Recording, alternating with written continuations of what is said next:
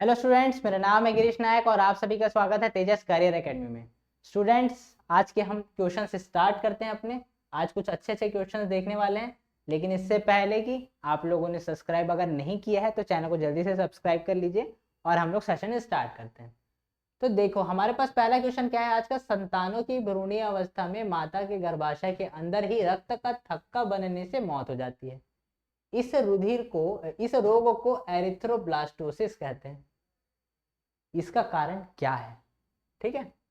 The offspring die due to formation of blood clot inside the mother's uterus in the embryonic stage. This disease called erythroblastosis because of. ठीक है, मतलब किसके कारण होता है। अब देखो, हम लोग जो ब्लड के उसमें पढ़े थे, केस में पढ़े थे। अगर हमारे पास ए ब्लड ग्रुप है और एक का है बी, ठीक है। मेरा ब्लड ग्रुप है ए, मेरे दोस्त का ब्लड ग्रुप है बी। मेरा एक्सीडेंट हो गया, मेरे दोस्त को मतलब मेरा दोस्त बोला मैं तेरे को ब्लड दे दूंगा, ठीक है। तो ये ब्लड देने वाला था, लेकिन डॉक्टर बताता है कि आपका ब्लड ग्रुप तो अलग है, आप दोगे तो ये निपट जाएगा। कैसे निपट जाएगा? ये जो होता है ना हमारा ए ब्लड ग्रुप का ना, जो मेरा जैसे यहाँ से अंदर करने वाले ना, यहाँ वाले नाड़ी से डालने वाले हैं हमारे, ठीक है। तो यहाँ पर कौन है? ए ब्लड ग्रुप वाले हैं। और इधर साइड से आ रहा है नस, मतलब उसी नस से, मतलब हम लोग इंजेक्ट करेंगे ना, तो यहाँ पर से क्या आएगा? बी वाला आएगा। तो यहाँ पर से जब ए वाला देखते हैं ना बी वाला को, दोनों में प्रोटीन का डिफरेंस होता है। तो बोलता है ये तो अलग टाइप का दिख रहा है आदमी, ये तो हमारे मतलब हमारे इलाके का नहीं लग रहा है, तो इसको निपटा दो। तो क्या करते हैं, क्योंकि सैस के पास ना ऐसा दिमाग नहीं रहता कि ये हमारे काम का चीज है या फिर नहीं है। उसको नजर आता है कि ये अलग आदमी है, तो इसको निपटाना है। तो ये क्या करता है, जब यहाँ पर पहुंचेगा ना, बी एंटर होने वाला रहेगा, तो फिर ए जाके यहाँ पर युद्ध कर देता है और यहाँ पर लड़ाई हो जाता है। लड़ाई होने के बाद क्या होगा, यहाँ पर लोग का डेड बॉडी पड़ा रहेगा। उस डेड बॉडी के कारण क्या होगा, वहां पर वो एरिया ना जो जाम हो जाता है। अब उस जाम के कारण ना हार्ट का पंपिंग जो है ना, वो वो हो जाता है, इरप्ट चेंज हो जाता है। अब उसको और ज्यादा पंपिंग करना पड़ेगा, जोर जोर से वो पंपिंग करेगा, तो उसके पंपिंग स्पीड बढ़ जाता है ना, तो फिर यहाँ पर उसके कारण क्या होता है, मृत्यु हो जाती है। ये सिंपल केस में। अगर हम लोग देखते हैं भ्रूणावस्था में, भ्रूणावस्था में क्या होता है, मम्मी के पेट में बेबी रहता है। अब इस केस में क्या रहता है, अलग अलग ब्लड ग्रुप है ना, तो चल जाता है। फॉर एग्जाम्पल हम लोग लेके चलते हैं, अगर हम लोग एग्जाम्पल लेके चले, ये मम्मी का पेट है, ठीक है, यहाँ बेबी है, ठीक है, ये बेबी है। अब ये क्या है यहाँ पर से, अब देखो इसका मान लेते हैं ब्लड ग्रुप है ए है, ठीक है, इसका ब्लड ग्रुप ए है। अब इसमें क्या होगा, देखो, जो हमारा इसका हम लोग मान लेते हैं अभी, हाँ चलो ए ही ले लेते हैं। ए ले लेते हैं, जो मम्मी का ब्लड ग्रुप है ना अभी ए पॉजिटिव है, ठीक है। और जो पापा का वो था ना, पापा का ब्लड ग्रुप था वो वो क्या था हमारा, उसका भी क्या था, उसका बी पॉजिटिव था। मान लेते हैं ये मम्मी का ए पॉजिटिव, पापा का बी पॉजिटिव। अब जब ये मतलब जब ये भ्रूण कब बनेगा, जब ए पॉजिटिव और बी पॉजिटिव, मतलब वहां पर मैनेज कर लेंगे। यहाँ पर अभी ब्लड की बात नहीं आई है, अभी ब्लड का सप्लाई होना स्टार्ट नहीं हुआ है। अभी सिर्फ क्या हुआ है, जो स्पर्म और जो ओवम है ना, वो जो एग है, वो लोग मिल के फर्टाइल हुए हैं, और फिर वो प्रोसीजर स्टार्ट हुआ है, जाइगोट बनना है, उसके बाद फिर अभी ब्लड ब्लड पहुंचना भी स्टार्ट नहीं हुआ है। तो यहाँ पर क्या होगा, ये अलग अलग ब्लड ग्रुप है ना, उसके बाद भी देखो ब्लड, तो इसके बाद क्या होगा, यहाँ मम्मी से ब्लड आना स्टार्ट होगा, ब्लड आना स्टार्ट होगा। अब यहाँ पर भी प्लस है, प्लस है, कोई दिक्कत नहीं, आने दे देगा, ठीक है। दोनों में ही जो आर एच फैक्टर है ना, दोनों में आर एच फैक्टर अब उपस्थित है, तो यहाँ पर कोई समस्या नहीं होगी, ये फिर आने दे देगा। पहली बात। अब मान लेते हैं हमारा केस अगर चेंज हो गया, मान लेते हैं इस केस उस केस में ना, मतलब अगर दोनों प्लस प्लस है ना, दोनों पॉजिटिव पॉजिटिव चार्ज है तो फिर ठीक है, दोनों निगेटिव निगेटिव चार्ज है ना तो भी ठीक है। लेकिन समस्या कहाँ पर आएगी, उस चीज को समझिए। अब मम्मी का जो है बी निगेटिव है, हम लोग सेम सेम उसमें ले लेते हैं ना, बी निगेटिव वाली है मम्मी, ठीक है। और जो क्या बोलते हैं, देखो इसमें क्या होता है, जो पिता रहता है ना, पिता का पॉजिटिव रहता है और माता का निगेटिव रहता है, ठीक है। तो पिता का हम लोग मान लेते हैं बी पॉजिटिव वाला पिता है, और ये बी निगेटिव वाली माता है। तो यहाँ पर इस केस में क्या होगा, यहाँ पर इसके पास क्या है, RH फैक्टर है, लेकिन इसके पास RH फैक्टर नहीं है। माइनस का मतलब क्या होता है, जिसमें प्लस चार्ज है ना, मतलब उसमें RH फैक्टर उपस्थित है, और जिसमें प्लस चार्ज नहीं है वो RH फैक्टर में, मतलब उसमें जैसे इसमें प्लस चार्ज नहीं है तो फिर इसमें जो RH फैक्टर है वो उपस्थित नहीं है। अब इस केस में क्या होगा, ये जो बेबी रहेगा ना, बेबी में क्या रहेगा, ये पहले तो इसका जा रहेगा, मतलब जो पिता का कुछ गुण रहेगा कि हाँ ये पॉजिटिव वाले को पहचानने वाला। अब यहाँ से आएगा ब्लड जो रहेगा निगेटिव चार्ज वाला। निगेटिव चार्ज वाला जब ब्लड आएगा ना तो वो उसको पहचान नहीं पाता, और पहचान नहीं पाता, पहले पहले केस में क्या हो जाता है, पहले केस में ना थोड़ा बहुत पहचानने लग भी जाता है। ठीक है, आते हैं पहले। यहाँ पर क्या होता है, अब ये नहीं पहचाना ना, पहली बार में इसको नहीं पहचाना। अब ये नहीं पहचाना ना तो फिर ये क्या होता है, यहाँ पर जैसे हम लोग के में अब भी देखें हम लोग, यहाँ पर ये लोग का युद्ध हो जाता है दोनों के बीच, संक्रमण के कारण संक्रमण पॉइंट बन जाता है, और वहां पर फिर थक्का जम जाता है। तो यहाँ पर भी क्या होता है, ये भी यहाँ पर भी युद्ध हो जाता है, बच्चे के अंदर युद्ध हो जाता है, और यहाँ पर ब्लड का क्लॉटिंग हो जाता है, जिससे बेबी मर जाता है। अब यहाँ पर अगर मान लेते हैं ना, यहाँ पर अगर ना एंटीबायोटिक एबिलिटी थोड़ा सा ठीक ठाक रहता है, ठीक है, तो पहला बेबी अगर कंसीव किया जा, मतलब पहला बेबी कंसीव किया जा सकता है, पहला बेबी हो जाएगा तो ठीक है।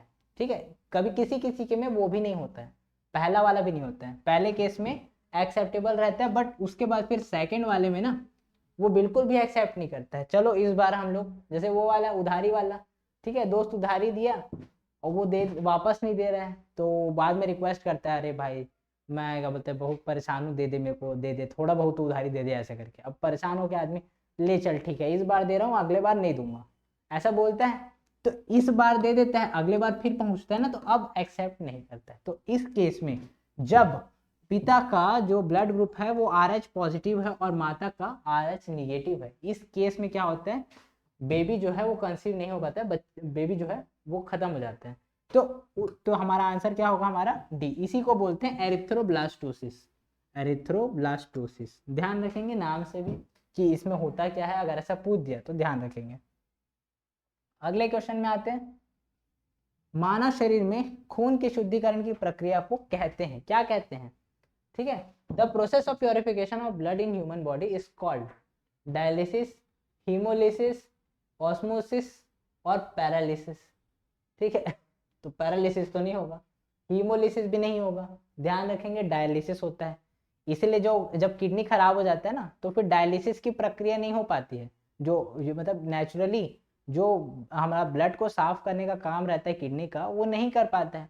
अब जब नहीं कर पाता है तो फिर हम लोग एक्सटर्नल मतलब मशीन्स को यूज करते हैं और वहां पर से फिर फिल्टर करने का काम करते हैं। उस प्रोसेस को ही क्या बोलते हैं, डायलिसिस। एक्सटर्नल जो मशीन्स हैं उसके थ्रू हम लोग ब्लड को साफ करने का काम करते हैं, वही है डायलिसिस। आगे आते हैं, रक्त में पाई जाने वाली धातु।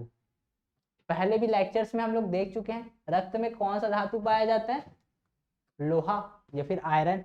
ठीक है, आयरन पाया जाता है, मेटल फाउंड इन ब्लड। और ये क्या करता है, ये हीमोग्लोबिन को बनाने का कार्य करता है। ठीक है, और हीमोग्लोबिन को बनाएगा वैसे ही जैसे हीमोग्लोबिन ह्यूमन बॉडी में काम करता है ना, वैसे ही पेड़ पौधों में, प्लांट्स में क्या काम करता है, क्लोरोफिल। ठीक है, अच्छा हीमोग्लोबिन, और यहाँ देखो ह्यूमंस में क्या होता है, ह्यूमंस में ब्लड रहेगा, ब्लड में रहेगा हमारा आरबीसी, आरबीसी में रहेगा हमारा हीमोग्लोबिन। ठीक है, हीमोग्लोबिन रहेगा, और ये हीमोग्लोबिन किससे बनेगा, आयरन से। वैसे ही पेड़ पौधों में, प्लांट्स में क्लोरोफिल रहेगा, और ये क्लोरोफिल किससे बनेगा, मैग्नीशियम से। ध्यान रखेंगे इस दोनों को, दोनों का कंपैरिजन में भी अगर पूछा जाए ना किसको किसके साथ कंपेयर करना है, इस बात का ध्यान रखेंगे आप लोग। अगले क्वेश्चन में आते हैं, एंटीबॉडी का मुख्य कार्य किसके विरुद्ध होता है। एंटीबॉडी देखो, जब हमारे बॉडी में ना कोई वायरस पहुंचता है, वायरस है या फिर बैक्टीरिया है, ये हमारे बॉडी में ना पहुंचने की कोशिश करता है।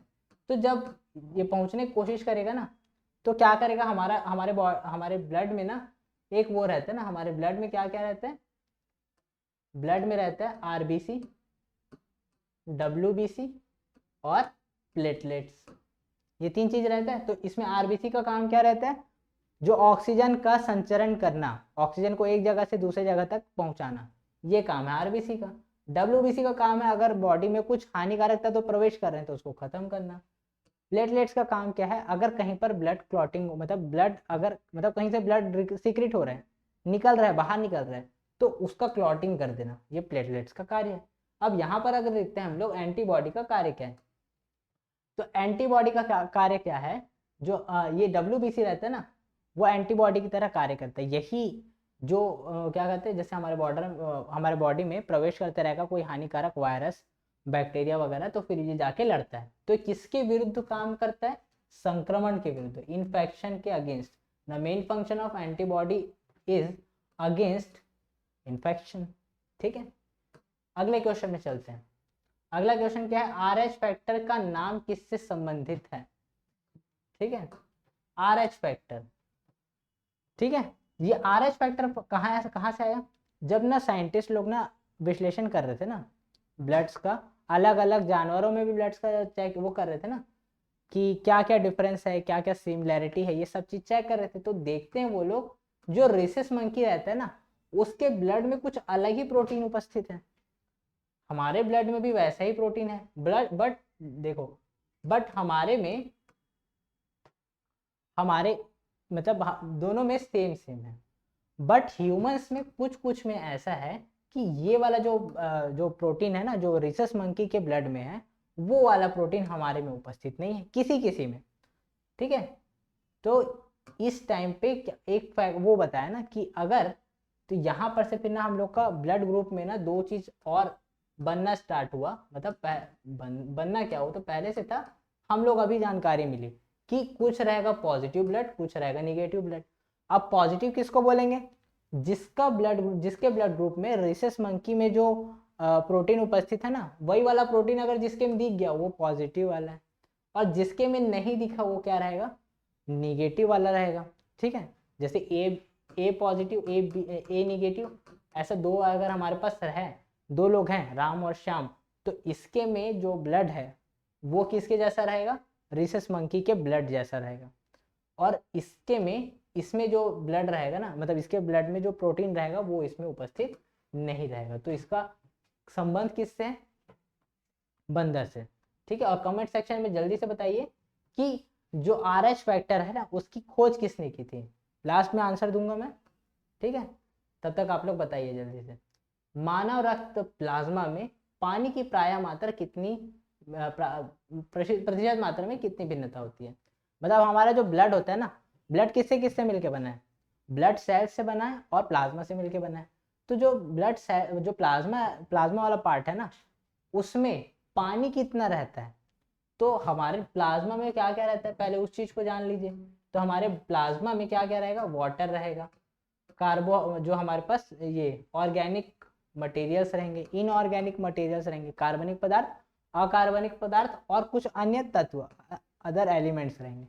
तो इसमें सबसे ज्यादा मात्रा में क्या रहता है, हमारे पास वाटर उपस्थित होता है, और इसका मात्रा कितना रहता है, 90% से अधिक होता है। अब 90% से अधिक कौन सा है, ऑप्शन नंबर डी। ठीक है, तो what is the variation in percentage of water in human blood plasma, तो हमारा आंसर क्या हो जाएगा, ऑप्शन नंबर डी। ठीक है, अगले क्वेश्चन में आते हैं, बच्चों का लिंग निर्धारण किसके गुणसूत्र द्वारा होता है। तो लिंग निर्धारण जो होता है ना, अब कई लोग उसको बोलते हैं कि जैसे बहुत सारे क्षेत्रों में ये चीज अभी भी प्रचलित है कि अगर बेटा नहीं हुआ तो फिर उसको छोड़ देते हैं, मतलब शादीशुदा है, दंपति है। ठीक है, अब लड़की अगर प्रेग्नेंट है, अब बेबी अगर लड़का नहीं हुआ तो फिर उसको छोड़ देते हैं, क्योंकि लड़कियों को बोझ समझा जाता है ऐसे कुछ क्षेत्रों में। ठीक है, तो ऐसी उनकी मेंटलिटी है, जो कि गलत मेंटलिटी है, फिर भी है। तो उसके पीछे जिम्मेदार किसको बोल देते हैं, लड़कियों को जिम्मेदार बोल देते हैं।